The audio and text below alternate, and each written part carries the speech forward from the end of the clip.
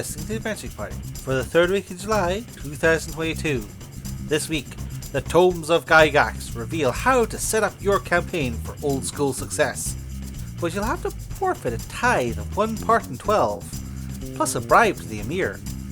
The Adventuring Party, discussing tabletop and everyday gaming the Irish way.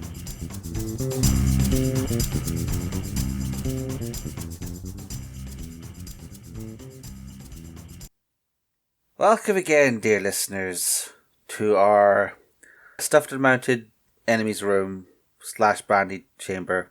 We're not going to be sampling the brandy this time because we did. No, I have to keep that stuff away from me. Goodness sake. We did a bit of that last night. It's if I died, I think I've died. I hope I've died. No. This is the worst thing than dead. This is the Tome of Gygax, episode 12. A dozen tomes. We are a year into this project, and some people might say that we're only about a third of the way into the book. Those that can count, yes. But I will point out that we're still doing much better than Plot Points, who started reading it 5 years ago, and I think they're on page 25 or so. Suck at Plot Points. We're the better podcasts in terms of page count, and we've got a better title. That's about it. Nah, go listen to them as well. Tell them we sent you. Tell them to send paracetamol. Oh my god. I'm trying to block it. I'm trying to avoid the sun through the window here. It burns. Okay, right. I've got the headachy hangover. Which one do you have? It's a bit headachy hangover. I'm also feeling weird, achy and tired. Right. Weirdly achy and tired. I mean, this sort of how you feel after a long, arduous, blood-soaked campaign. And it is the campaign that we have reached. I should move back towards the microphone here.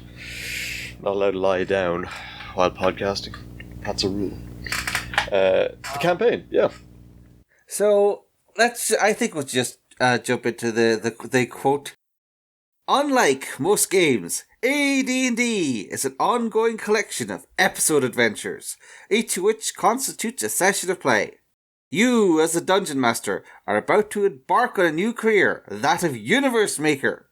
You will order the universe and direct the activities of each game, becoming one of the elite group of campaign referees referred to as DMs in the vernacular of AD&D. What lies ahead will require the use of all your skill, put a strain on your imagination, bring your creativity to the fore, test your patience, and exhaust your free time. Being a DM is no matter to be taken lightly. Oh boy. Okay, can you just not be so loud? My god. Why is it so loud in here? Can't hear myself. Some of these proclamations. Yeah, but it's the particular combination of aggrandizing the DM as God, but also pointing out the long suffering nature of the activity. Not exactly selling it, is he? I guess he assumes that if you're reading this, he's already got your money and you're already interested in DMing. So, again, Gygax has this habit of writing as if he's talking to veteran DMs who bought original D&D 5 years previously and just wanted to catch up to share war stories about how their campaigns had gone. Just checking in with Gary, just seeing how things going, yeah? In the old water cooler with the rest of the GMs and DMs. Yeah, okay. Whatever, Gary. Alright. There's lots of this is just a big block of advice to start with. Just, the usual stuff. Run according to your own schedule. Definitely start the tavern is one of the things. It's heavily implied that you're going to start with your village. And the most sensible place to have in a village. Yeah, have in a village is your tavern.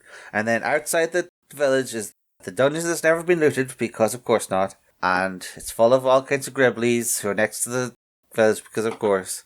And then slowly you build up, you add more dungeons, and you add adventures to get to the dungeons, and overland travel, and build up piece by piece. Fairly standard advice.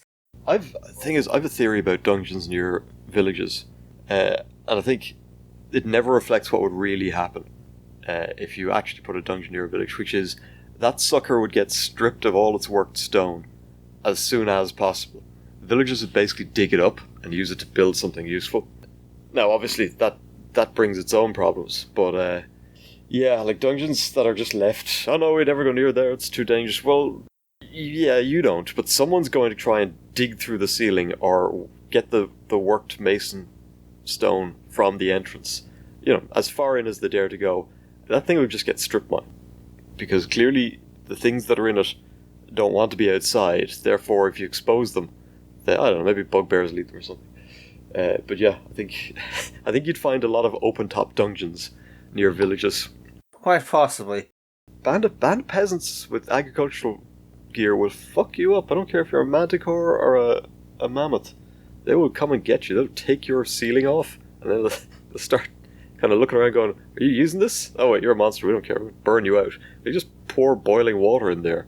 They'll, like villagers, once set to something, takes a village to strip a dungeon. Anyway, sorry, as I digress, I'll go back to soothing my head. No, it's a fair digression. Put it in your game, folks. Put it in your game where your party visits a village, and they ask for the local dungeon. They're like, "Oh, we stripped that thing like 15 years ago. You can go and have a look at what's left." Like Pompeii. It's fairly normal advice that you expect at this point.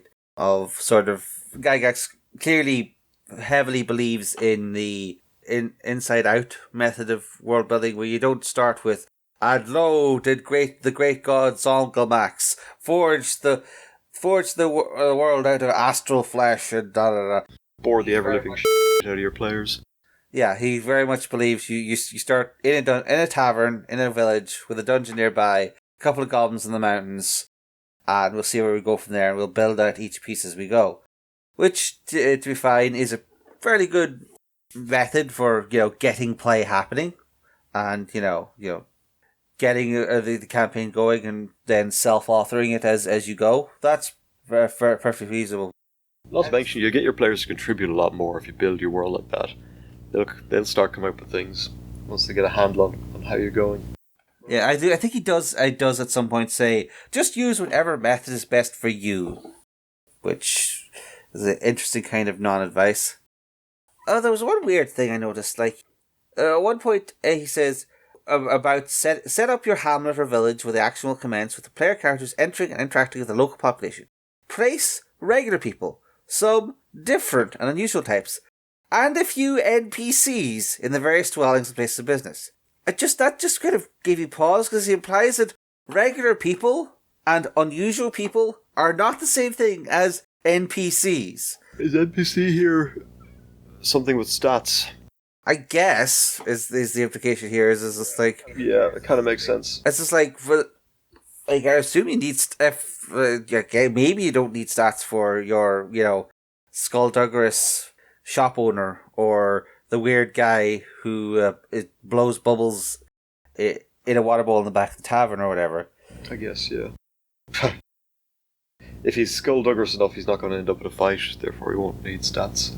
There's also a reference to, if you know how to actually run the game, refer to the example. He never actually says where the example is. It's in about 8 pages. But there's an example of play, which we'll get to, because it is a joy of terrible writing. Right. And yeah, the basic thing is, at a certain point, campaigns basically write themselves. Insert Simpson quote here. And of course, after a few episodes of play, you and your campaign participants will be ready for expansion of the milieu. Thank you, Gary. An early milieu there. I suppose we're going to encounter it a few times in a section about campaigns. But if you're drinking along at home, folks, take a drink. I will abstain on this one. Yikes. Yeah, and then there's a very weirdly short section on climate, which is like it's 2 paragraphs, and it can be basically summarized as I've summarized it here in my notes as stuff causes climate and stuff. It's a very much a non-chapter. Weather does things. That's cool. It seems more like a reminder to maybe think about climate than any actual advice. The ecology part is good, though. Yeah, it's about a half page. Something I've said before, he starts with, look, a lot of monsters are big predators. You don't generally get them lumping together, especially not with each other. So, figure it out. Yeah. Maybe use magic. Maybe just have them out in the wilderness eating goblins. Or do dragons eat people? Apparently, yes. Especially maidens. Apparently, they are tastier. Or perhaps they have more nutritional value to dragons or something. A lot of things eat people. Yeah, there's plenty of people around, and that might be why the population numbers are so low for a medieval setting. In his own setting. But yes, then there's talk of make sure to add some kind of rice or grain and some herd animals. Like, even if you're going crazy with your thing, you should probably have some staples, like there should be, a cow equivalent, a horse equivalent. Yeah, maybe tweak the nutrition of grain or whatever to support larger populations, things like that. Thanks, Gary. We're going to work with the idea that this is crazy fantasy world and nothing has to make sense. Save you some page space there. There is one of the unfortunate tables where Gary has to point out that the difference between a housewife and a random peasant, a random male peasant, needs to be explicitly given different hit points and combat penalties. Yeah. What is this? Sedentary females being the least likely to do well in combat, -3. That's sedentary anybody. Sedentary males apparently get a slightly better. And yeah, okay, I think we see what's okay, Gary. Well, this is aged like fine milk. I wonder if Gary ever fought a woman. Let's maybe not get into that. Okay, a police report somewhere. Guys, try fighting a woman sometimes. It ain't easy. There's a lot of your natural instincts are going to kick in. Not to mention, if you get someone so riled up that they want to fight you, well, yeah, it ain't going to go well. And a lot of women come with those plastic nails these days, and let me tell you, those things hurt. I think they can be sharpened as well. So, yeah. High heels, swiftly removed, and it can be wielded quite viciously, quite harmfully. High heel puncture is a hard one to explain. So, yeah, that's... And the handbag, of course, makes a good mace, sort of improvised weapon. Depends on what's in it. Not to mention, it's full of stuff. A few handfuls of shrapnel to throw to distract you. Just don't fight women, guys. Basically what I'm going for here. Just don't fight them. It's first of all, it was bad calls all the way up to fighting them. And it's going to be a bad result. Because either you've beaten up a woman, which never looks good, or she claws your face off, which is also bad. So we move on from typical inhabitants of the world to social class. Yes, let's. There's he's very explicitly points out that there's no random table for determining social class or rank or divvying up, because he says you're not going to have a proper feudal European system, so maybe social class works completely different in your setting. So he didn't want to put in a table that would force people to be one setting or the other. He does, however, point out if he has to plug the Dragon magazine, where he does in fact go into massive detail in a whole bunch of governments and social structures and stuff. So you can go look for back issues of the Dragon if you want that. Issue 25. What's the best government? Well, he is going to list out a summary list. Okay. I don't think either get any bonuses or anything. He just goes through them, in list-like form. He's back in 79. Heroes born. He's here in this tome that must stand the test of time. Going, oh yeah, you want to check out this article I wrote in this magazine? Put it in an appendix, Gary. I mean, at the time of publishing this is 1979 was about the same year. It's possible that he just wrote that article, then sort of handed off to Lord Schick to put in the book. It's just slot that in between the sexism table and the example of play. It'll be fine. Right. Man, it reminds me, was it Activision Blizzard put out that diversity tool. They were promoting it there this a couple of weeks ago, where they showed all these different axes of diversity, so sexuality, ethnicity, culture, and of course these had numerical ratings attached to them, presumably. So someone somewhere sat down and went, oh, this sexuality is more diverse than this one, therefore that's not how that works. You can't algorithm for diversity. Yeah, never mind. But companies just keep making these mistakes. Like someone decides there's an engineering/maths solution to problems that really just don't have one. Yeah, the tech bro approach, as we call it these days. Pretty much, yeah. Alive and well in 79. Alright. Gygax, however, is jumping into what he possibly thinks is the more interesting and game-relevant part of the social structure of a game. Taxes! This isn't quite this is just a preview of the next page over. But yeah, he does mention that, how much you can expect people of different groups can have to expect with taxes. And he mentions the ground of land ownership will be waived in the case of tradesmen.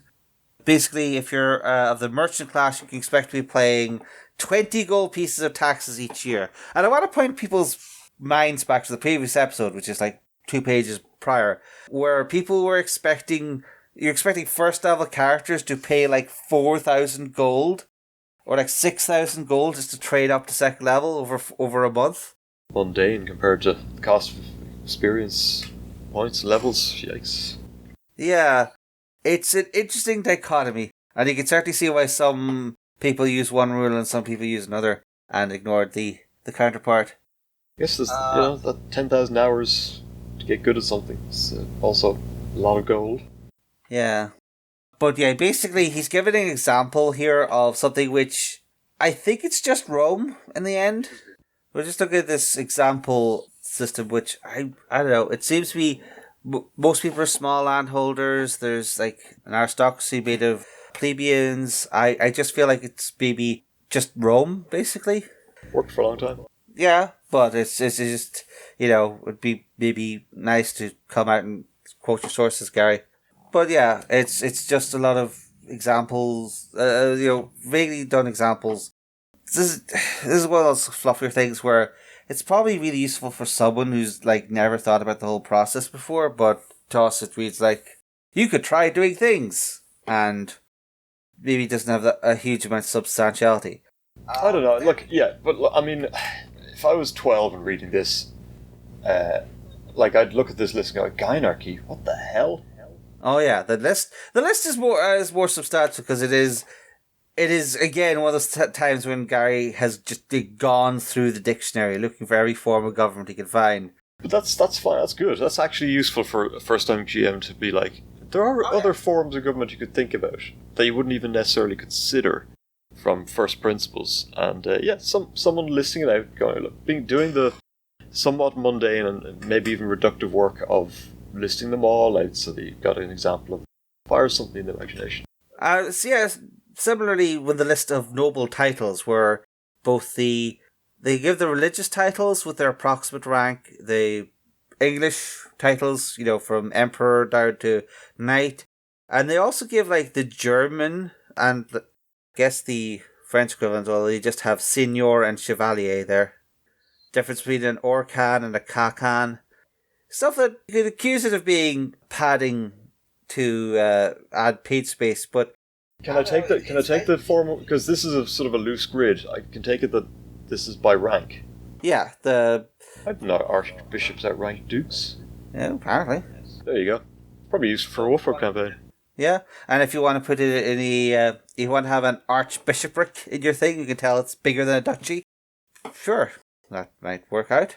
And then some, we are finally gone back to the medieval standard of who is in charge of your average town, what the difference between a mayor and a burgher is, and what aldermen are listed twice.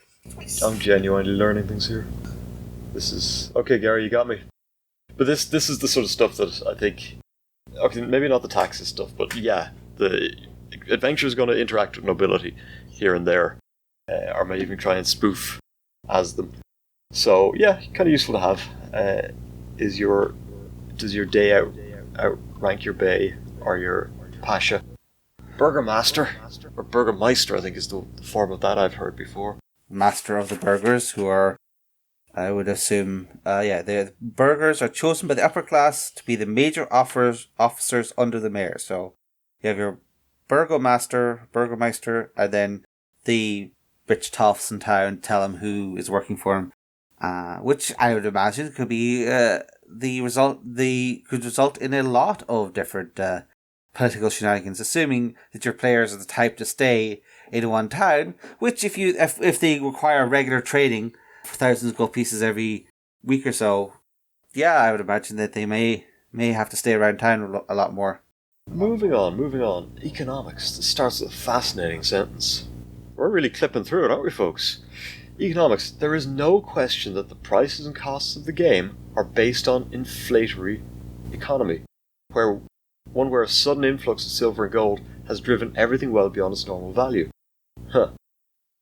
Yeah, because it never really makes sense that an apple costs like a gold coin or something, which is an ounce of gold. God damn it.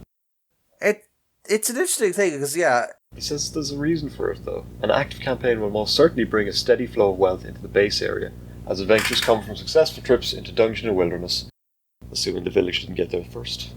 If the economy of the area is one which more accurately reflects that of medieval England, let us say, where coppers and silver coins are usual and a gold piece remarkable, such an influx of new money, even in copper and silver, would cause an inflationary spiral. Okay, so Gary's saying that all the standard prices that we have in D&D are basically the result of the economy is screwed, and has been screwed for some time because of adventurers. Adventurers are terrible for local economies. Yeah, kinda. And I don't think Gygax was really considering any version of things where it wouldn't be this way. I don't know. I have feelings on what we call the standard shopping list of stuff where you're supposed to roll your 3d6 times 10 gold pieces and then go through the thing picking, well, I could take the half-plate armor, but if I go down to chainmail armor, I can afford chalk and a mirror and some stakes. What are those for? Are we going to fight vampires at level 1? I don't know. So there's this dear place at the heart for the sort of character creation shopping list, but it is, as you said, mostly nonsense, and Gygax equating it to flagrant inflation, which the players are probably only going to make worse, is an interesting take, but it does sort of lead into a very pretty common reinterpretation of Fantasy D&D as the adventurers are basically the bad guys. I mean, if you saw an adventure coming to your village, you'd try and drive them off. We're about to make everything unaffordable. I mean, you got all that stone from the dungeons, you could just put up walls and, load crossbows, I guess. Yeah. Why'd you strip the dungeon? We needed to fortify our village against roving adventurers. They're dangerous? Absolutely. You've seen the price of apples. Chalk. Can't afford chalk anymore. Okay, then there's a long sort of duties, excises, fees, tariffs, taxes, tithes, and tolls. Oh my. This gets very woof-up all of a sudden, where Gygax just goes into every method that the medieval world came up with to extract wealth from anyone who had the temerity to walk around with a sword. See, at the time this is being written, obviously D&D is sort of based on medieval fantasy, but at the time this is being written, there's some caveats there. Like, the culture in that period that we understand best is medieval Europe. We had no idea, I think, at that point, just how complex both North and South American cultures had grown in the same period. Or indeed, I don't know what Gary's exposure to Asian history was at that point, but yeah, so medieval Europe, because it is a world we can understand and draw upon, and obviously it's where all the fairy tales come from that D&D likes to plunder. Yeah, it kind of makes sense that he'd have this sort of focus, and they were mercantile economies, sort of post-feudalism, or in that intersection, feudalism and mercantilism, and then the nation state. You've got kind of what that gold-based economy with trade and barter going on. And yet, lots of taxes and tithes and tolls and etc. So let's have a section on that. It's certainly an interesting thing to go into, and having a list of all the different ways that the local baron or even just someone chancing their arm might just set up their own little toll booth at the local bridge and say everyone has to pay them a copper. Actually, I read an article recently that is basically how a lot of terrorist groups make their money. Is they just set up on a road and AK-47s are just charged to drive past. Safe passage, yeah. Okay. A racket, in other words. Yeah. And certainly having a list of all these interesting rackets is a good way to come up with some nice plot hooks. The problem is, your adventure's going to try and fight past every single goddamn one of them, legitimate or otherwise. Yeah, that's sort of the problem there. What did you leave the dungeon with? 4,000 gold. What did you arrive in town with? 3,000 gold. And some extra bruises. Yeah. That woman came at me with that stick. And a tin cup for some reason. It was rattling. I got a free copper piece out of it. That's 1/100th of an XP point. But yeah, it's interesting flavor stuff to go into this, but without the full woofer up, the world's out to get you stuff. And this is just sort of a list of money making schemes. Without that sort of veneer of use this as plot hooks, this seems more like a weird extra saying to the Dungeon Master that you should come up with some weird extra procedure to reduce the treasure the players got every time they go back to town. That doesn't read as well as a world building tool because it's not as gameable as Gary seems to think it is. I think you'd probably work a couple of these encounters in every so often. Like they're interesting little outposts along the way, but yeah, generally you're just after the 20th time it'd be like, look, just take 100 gold off your character sheet. That's the cost of getting back to town. Yeah. Then you have to get into arguments over, well, that money still counts for my XP, right? Oh yeah, no, it's only what you. Well, yeah, I suppose if you spend it, yeah, that makes sense. I don't. GMs shouldn't take. Yeah, don't take XP off players. No, just don't. Very ugly scene. They're not going to feel too kindly towards you, or the next Burgomeister who puts his hand out. Yeah, it's the thing of there's an awful lot you can go into here, like how to pitch this kind of world building flavor as useful to the players, or to make the world seem alive. But you're in a situation where a large chunk of the game is deliberately disconnected from the civilized world, as it were. You're going through your dungeon. It hasn't been stripped because of reasons, and why. And then you're expected to come back to quote unquote safety, but safety is just a weird tax sink. And I guess maybe Gygax thought that having this constant annoying tax thing was going to encourage his players to want to, just buy an army and, raise the town to the ground and set up their own kingdom where they don't have to pay taxes. Buy an army where? Like, this is where I live, mate. My brother's an alderman. I'm not going to wreck the place just because you showed up with a bag of gold. I know, I kind of like this stuff.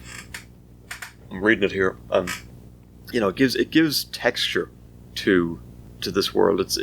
When you're fighting kobolds and sort of racing after cloud giants, things like that, you might sort of tend to lose touch with the substance of the world. But if at the back of your mind you're like, when I get back to town, I gotta pay the Burgomeister, I think I might go for citizenship. I've been there a month. Yeah, let's see how that goes. Maybe buy a bit of property. Got a lot of gold washing around. I don't need all of it for XP. Oh wait, I get the XP if I spend it, so that's good. Yeah, this stuff is good. Oh, look, we can read it yourself. What is the gentle listener? Page 90? Yes, on page 90. It's worth chewing over. Even if you come to the conclusion you're not going to use any of it, or possibly something else occurs to you. Well worth a look. Monster populations and placement. I guess it's already covered ecology. This is more about sort of placement and movement, yeah. And it's just like, why do monsters wander around? Yeah. Why? I don't know. Stuff to do. Natural movement of monsters will be slow, so there will be no immediate migration to any depopulated area, unless some power is restocking it, or there's an excess population nearby, which is able to take advantage. Or they get evicted by the local village. Yeah. Who want their stone. Actually clearing an area may involve many expeditions and much effort, perhaps even a minor battle or two involving hunters per side.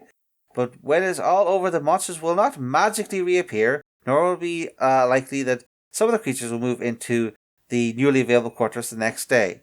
So, I guess he's advocating for a bit of realism when it comes to this. That you're not going to, just because you stab Billy Bob the Goblin, the entire goblin civilization is not going to leave. But at the same time, if you put the boot in and have, kill half of them and send the other half screaming over the mountains, they're not going to be... You should probably tick them off your random encounter table. There's a word I'm scanning the page for here, because this is a known, quantity. I think it's pogrom. This is clearing out an enforced, let's call it it's like ethnic cleansing. It's like, enforced eviction of a local population, where they're exiled and scattered, and quite a few of them killed. Player characters eventually automatically remove themselves to an area where there are monsters, effectively getting rid of the potential threat they're present. Okay, so partly the reason that PCs don't count as monsters is because they're always leaving town to go fight different monsters. And then the mention of the gunfighter lawman of the Wild West. When you mention the Wild West and pogroms within a few pages of the other, ooh. Okay, so I guess that answers my question about... I do think there is actually a line. The depopulation and removal to fresh challenge areas has an advantage in most cases. Any work where you suggest that depopulation has its advantages is... Yeah, exactly. Pogrom. Look, I mean, if you're conducting the pogrom, you know why you're doing it. You've got a goal here. But I can see it now. Rock up to a village, a set of adventurers, and they're like, okay, we'll let you in, but on two conditions. You have to clear out that local dungeon, because we haven't gotten around to it yet. You can have any gold and treasure you find in it. Leave the masonry. And whatever you find in there, you spend somewhere else. Or else. There'll be a 15% tax. It's great. Oh boy. Right. So he offers guidance. Here's a... Yeah, including a section on making sure to change the stats on all your monsters to keep the players on their toes. Because, having them be certain of what a monster's strength is clearly antithetical to skill-based gameplay. It's like most things. There's a range. Monster might have a few more hit points, a bit more strength. Then there's placement of monetary treasure. Wealth abounds. It is simply awaiting the hand, bold and strong enough to take it. This precept is basic to fantasy adventure gaming. Can you imagine Fahad and the Grey Mouser without a rich prize to aim for? Conan without a pouch full of rare jewels to squander? And are there not dragons with great hoards, tombs with fantastic wealth and fell guardians, rapacious giants with spoils, dwarven mines brimming with gems, leprechauns with pots of gold, while the list goes on and on? Do you think D&D goldsmiths, when they're at their benches working on like a chalice or fine plate or something, they're like, this is going to end up under a dragon's bum someday?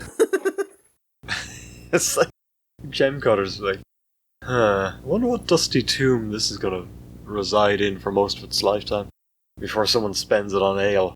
I wonder how many of those rare jewels Conan will have to give to the Burgomeister for taxes. But yeah, man, dragon hordes, that's a lot of gold. Like, that's a lot of gold. One thing I always get weirded out is, like, how do they carry the gold back to their caves? They're not, like, they don't have pockets. Do dragons have pockets that we were not previously aware of?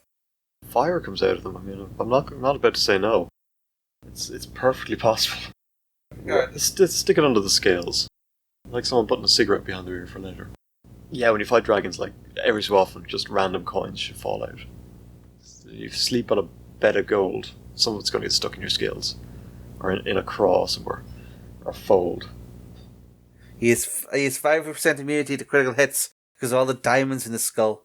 Put that in your game, folks. Dragons literally bleed gold. Coinage and things just come out of the scales and stuff. Okay. And the campaign goes on for a while. We can finish up with just monetary treasure, which a lot of it is explaining, yeah, there's going to be a lot of gold in your campaign because that's how high we set the XP totals. Yeah, all of this sort of works back from some very arbitrary decisions. And then Gary has to explain how the world works because of that. I don't know, Gary, the course of design your game, maybe change that? Make it different? No, have to fit by the original rules. He's got the math in his head of how the levels go up. The math isn't even that good.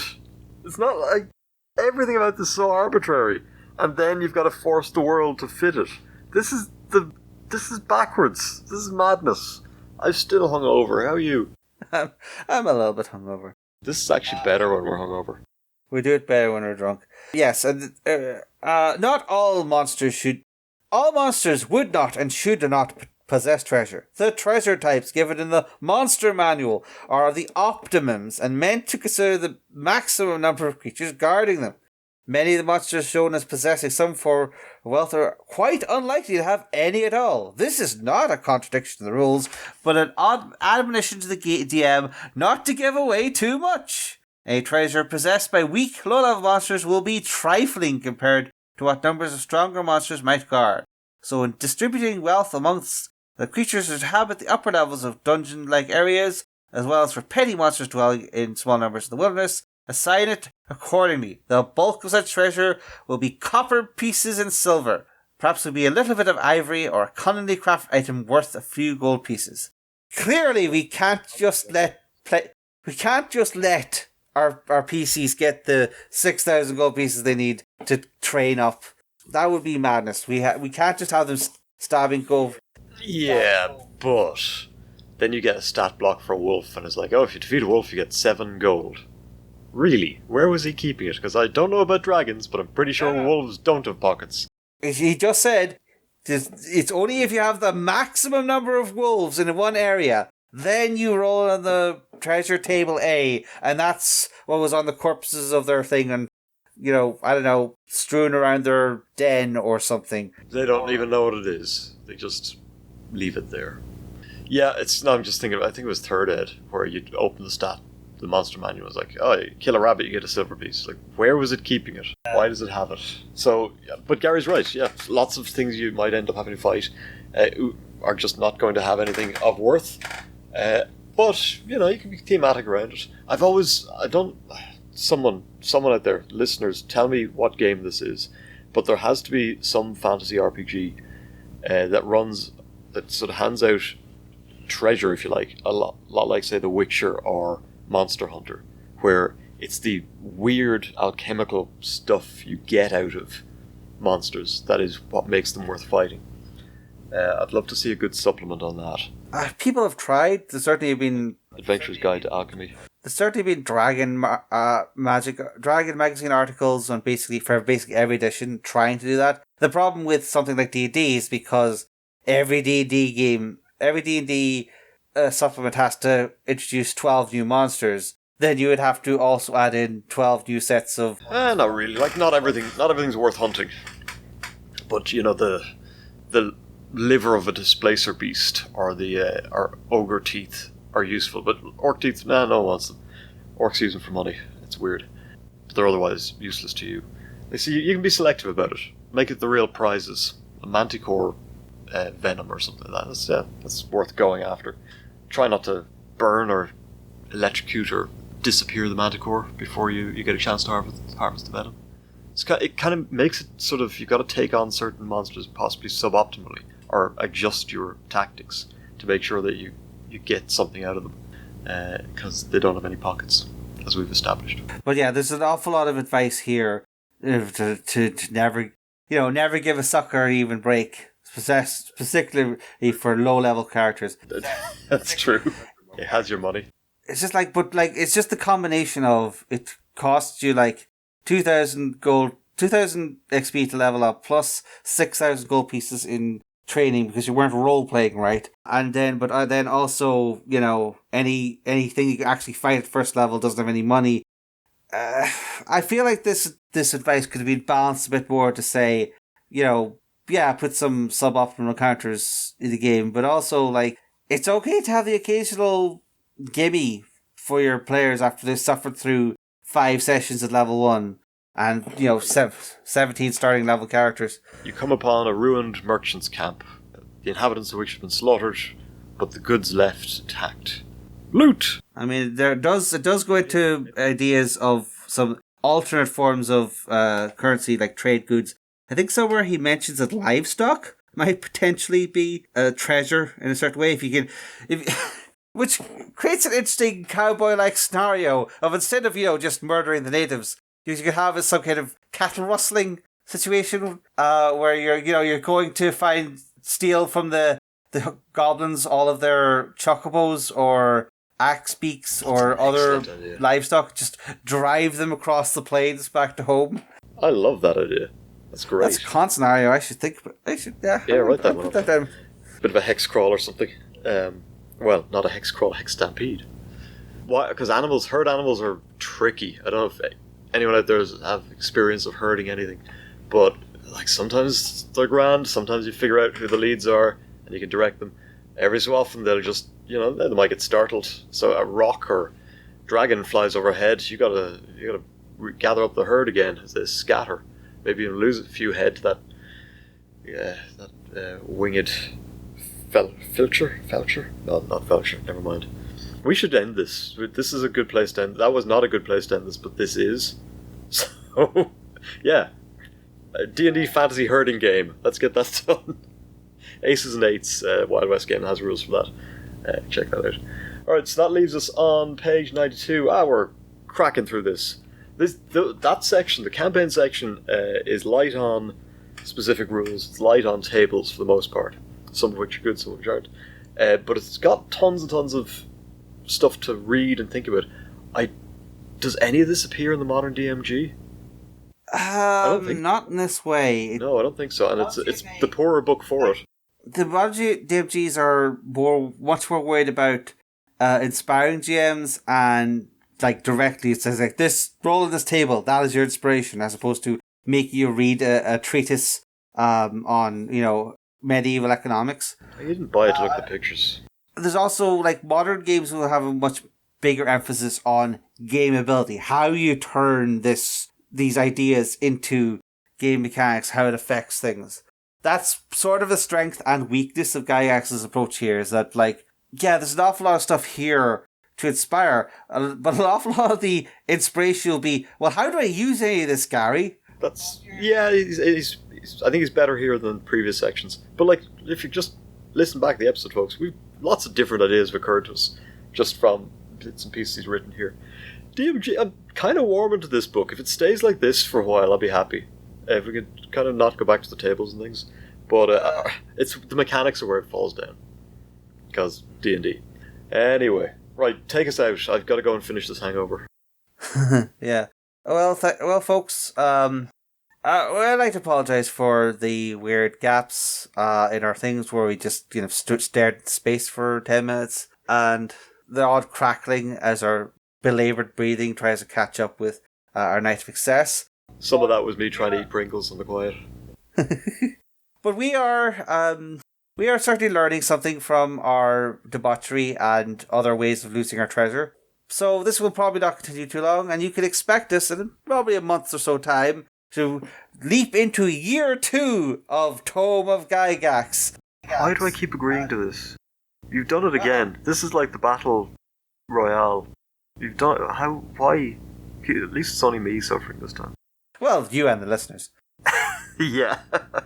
Sorry, I interrupted your flow there. What were you saying? No, I was just going to say, we hope to join you again.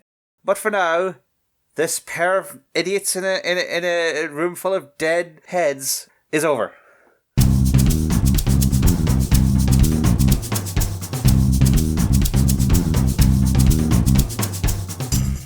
Thanks for listening to The Adventuring Party. You can find show notes and links to things we've mentioned at www.theadventuringparty.net and on our Facebook page. You can leave comments there, or talk to our Twitter account at AdventurePTY, or you can record a voice message at www.speakpipe.com/theadventuringparty. We can also be contacted directly by email at party@theadventuringparty.net. If you'd like to be in touch with the party all the time, come join our Discord server, link in the show notes. The Adventuring Party is released under Creative Commons Attribution Non-Commercial Share Alike of version 3 license.